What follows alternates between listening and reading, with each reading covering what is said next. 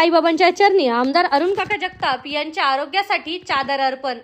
सर्वांच्या लाडक्या पितृतुल्य आमदार अरुण काका जगताप यांच्या उत्तम आरोग्यासाठी शिर्डी साईबाबाच्या समाधीवर विशेष प्रार्थना करण्यात आली। निलेश दादा कोते व राहुल भैया ठोंबरे यांच्या वतीने साईबाबांना चादर अर्पण करण्यात आली व साई चरणी त्यांच्या आरोग्यासाठी साकडे घालण्यात आले।